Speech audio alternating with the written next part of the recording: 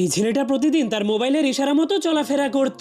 এজন্য সে হঠাৎ করে একটা গাছের শিকড়ের সঙ্গে উষ্টা খেয়ে নিচে পড়ে যায়, যার কারণে তার নজর যখনই সেই মোবাইলের উপর থেকে সরে যায় তখন তার আশেপাশে সাদা কুয়াশাগুলো গায়েব হয়ে গেলে সে দুনিয়াটাকে রঙিন ভাবে দেখতে শুরু করে দেয়। কিন্তু সেই মোবাইলটা ছেলেটাকে ছাড়তে চাইছিল না, এজন্য সে জোর করে ছেলেটার মাথাটাকে নিজের দিকে ঘুরিয়ে দিয়ে তাকে লাইকের লোভ দেখিয়ে আবারও নিজের ফাঁদে আটকে দেয়, যার কারণে ছেলেটা পালতু কুকুরের মতো লাইক খেতে খেতে আবারও মোবাইলের নেশায় পড়ে যায়। তখনই হঠাৎ করে একটা গাড়ি ফুল স্পিডে এসে তাকে ধাক্কা মেরে দিলে সে একটুর জন্য বেঁচে যায়। এরপর বিপদ কেটে গেলে এই মোবাইলটা তাকে ফাঁদে আটকানোর জন্য নতুন একটা গেম চালু করে দেয়, যা দেখে ছেলেটার চোখ চমকে উঠলে সে মজা করে ওই ফলের গেম খেলতে শুরু করে দেয়। কিন্তু সে ভুলে গিয়েছিল যে একটু আগে সেই মোবাইলের জন্য মৃত্যুর কতটা কাছাকাছি পৌঁছে গিয়েছিল। তখনই পিছন থেকে তার মাথার উপরে পানি এসে পড়লে সে উপরে তাকিয়ে চমকে ওঠে, কারণ সেখানে তার বন্ধুরা তাকে খেলার জন্য ডাকছিল, এমনকি তাকে খেলার জন্য একটা ওয়াটার গান দিয়ে দেয়। এই জন্য মোবাইলটা তাকে আবারও নিজের দিকে আকর্ষিত করার জন্য নতুন নতুন ভিডিও গেম দেখাতে শুরু করে। কিন্তু তখনই তার বন্ধুরা তাকে উপরে নেওয়ার জন্য একটা সিঁড়ি ফেলে দেয়। এই জন্য সেই ছেলেটা মোবাইলটার কোনো কথা না শুনে মোবাইলটা